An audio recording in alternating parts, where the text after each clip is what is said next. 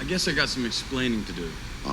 He's a good man. I spent about 4 hours with him in October last year. Hello everyone and welcome back to Always Watching. Today we are discussing the new 3-part documentary, Katrina, Come Hell and High Water.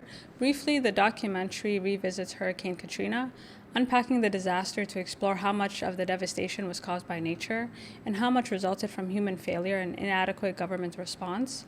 The first episode examines the days leading up to the hurricane, setting the stage for the unfolding disaster. Each episode draws on powerful footage captured by survivors, making the documentary feel both haunting and unforgettable. The documentary structures its narrative as a countdown, at least at the beginning, showing how as the storm grew closer, more lives were knowingly put at risk. In hindsight, it's almost unbelievable to think how the government failed in plain sight. The possibility of a hurricane like Katrina devastating New Orleans came at no surprise. In fact, it was widely anticipated by a lot of experts. I was shocked to know that FEMA had actually prepared for such a scenario, or they were aware that such a scenario was possible, and they had come to the conclusion long before Katrina that the only solution for a hurricane of this magnitude is mass evacuation. Despite knowing the catastrophic potential, federal and local agencies failed to allocate the necessary resources to support an evacuation or even to maintain and upgrade the infrastructure like the levees and flood walls designed to protect the city from flooding. The documentary feels more like a time capsule, not only unpacking the aftermath of the hurricane, but also serving as a tribute to the thousands that died unnecessarily and to the society and culture that was lost as a result. The mayor of New Orleans at this time was not actually interviewed, and I felt like that was a missed opportunity. He appears heavily in the first 2 episodes, trying to maintain political neutrality as to not provoke the administration that was already forcing the city to essentially beg for help. The documentary structures its analysis around the testimonies of different survivors. Surviving the storm was one thing, but coming to the realization that your state has absolutely no regard for your safety is a whole other trauma. To give context to the government's response, the documentary references Hurricane Betsy. During Betsy, many believed that the levees were intentionally blown to flood predominantly black neighborhoods in order to protect the central business district, revealing a long history of racial injustice and deep-rooted mistrust that helps explain the lack of faith in the government's response during Katrina. Most of this documentary focuses on the social impact of the hurricane, particularly the struggles of black communities to maintain and rebuild their homes. Many survivors who were displaced to cities like Houston and Atlanta grimly note how their quality of life has actually increased because they were treated with much more respect in those cities than their own hometown. One key point the documentary highlights is how difficult home ownership was for black residents after Hurricane Betsy. Reflecting on Hurricane Katrina, many black neighborhoods were forcibly gentrified, adding another layer of displacement and loss. What made Hurricane Katrina so terrifying is how those in power, or at least those with the most knowledge, could see it coming from a mile away. However, they did the bare minimum to help people prepare for it. And this preparation goes beyond levees and flood walls. It seeps into the educational system. Watching a lot of this footage back, a lot of people were not that pressed about it. They had no idea of what a hurricane like this was capable of because they were not taught to fear it. And the lack of urgency from residents in New Orleans made a lot of sense given the limited information they had regarding hurricanes. To make matters worse, the city didn't enforce forced evacuations until it was too late to make a difference. And what was crazy is that they were just telling them to pray. And that was all they were left with. Watching the long lines of people trying to flee and get gas was truly apocalyptic because as the storm grew closer, people started to really get scared and they didn't really have anywhere to go. When the hurricane finally struck, the shelters made available were not only inadequate, but potentially dangerous. Entire neighborhoods drowned instantly, and a lot of times these neighborhoods where evacuations should have been mandatory regardless. Most of the documentary focuses on unpacking the days following the hurricane, making it clear that much of the catastrophe was man-made and not natural. And I felt like the documentary effectively utilized footage of this time to really put us in their shoes because you could feel the uncertainty and the fear. People were thinking about surviving the hurricane. They had no idea about what was to come. Even after people realized the levees broke, it was hard to appreciate the magnitude of the disaster, and the documentary describes it as an atom bomb because the way the city slowly floods By the time you realize it's too late, you are stuck. Most people had already started to make their way back home. And so as the water was flooding into the city, they really had nowhere else to go. And what's really scary about the levees is that this was a bomb that could have been defused a long time ago. These levees were way too weak, and everybody knew that they were way too weak to withstand this type of hurricane. And to be honest, watching this documentary, I totally forgot how terrible George W. Bush was.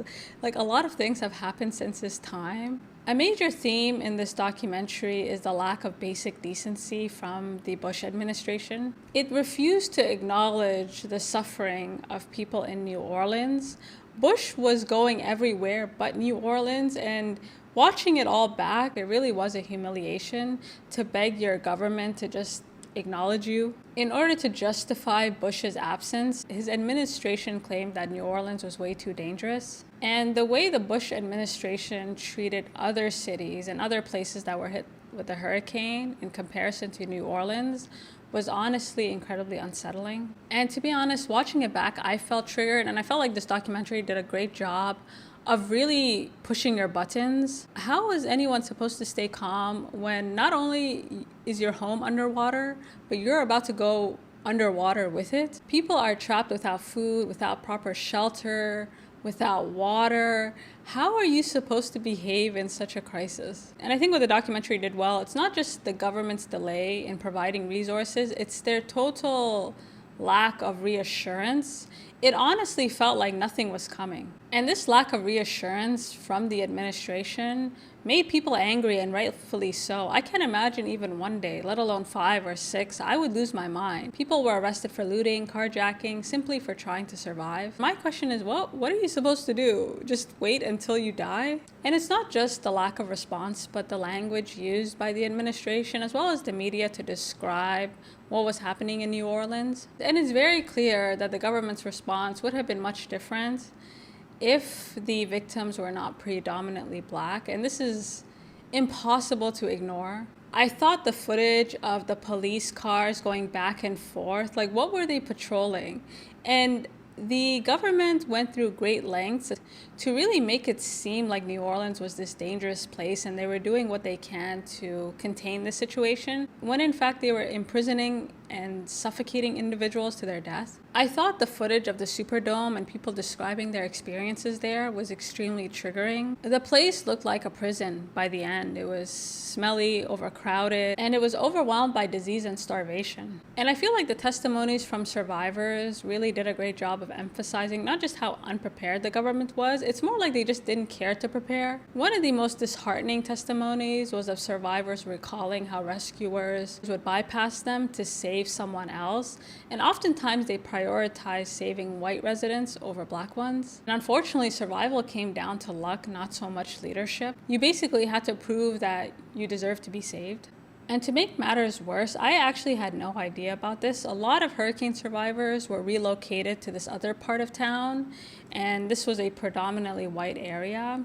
And residents in this area took it upon themselves to shoot at any Black person they saw. And they were doing this in plain sight. A lot of these crimes were ignored or not taken seriously at all. And I thought the footage of these white men basically bragging about the fact that they were shooting people on sight was one of the most maddening things I have ever seen. The final episode of the documentary goes more in depth regarding the aftermath of Hurricane Katrina and all the laws that were enacted to keep people from ever coming back.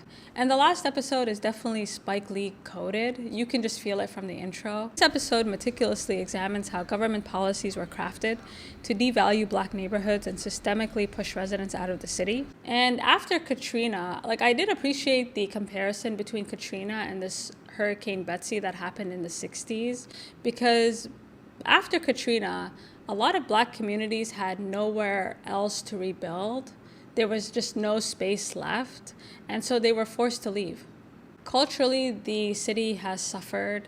One of the craziest parts of the documentary is how, because a lot of historically Black neighborhoods have been gentrified, people call the police, there's too much noise, and these are areas where Mardi Gras happened. Gentrification is one of the most damaging forces in the city, as well as many others, because it has the power to culturally erase entire communities of people. Instead of improving existing communities, it displaces long-term residents to make way for predominantly white newcomers or people with a lot of money. I felt like the government's reaction to Hurricane Katrina really highlights the power the wealthy have in this country, as well as their complete hatred for the working poor. One of the highlights of the documentary is when they're talking about Make It Right and Brad Pitt. And I totally forgot about this whole situation. I actually assumed that the homes were given to residents of New Orleans as a way of welcoming them back into the community. I had no idea that people were paying for these tiny little houses. And not only are they paying, they are taking out hundreds and thousands of dollars of loans just to maintain a place they were lured into living. And I would love to believe that Brad Pitt's heart was in the right place. However, the fact that he totally ghosted them, I think just did not sit right in my soul.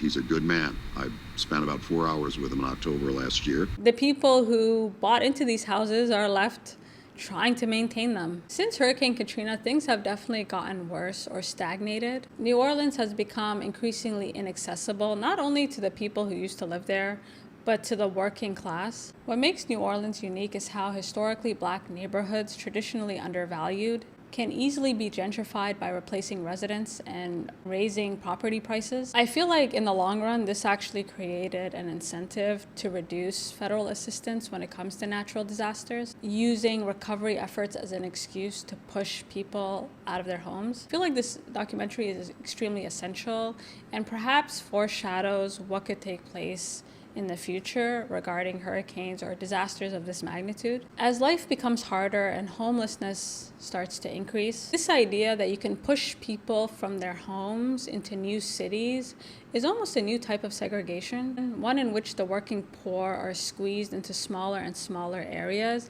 until they have nowhere left to turn, or they're not really given a choice as to where they can go. This is a really disheartening documentary because it feels like a lot of these agencies got away with murder. And what's worse is there's really nothing stopping them from doing it again. And so I highly recommend it. Until next time.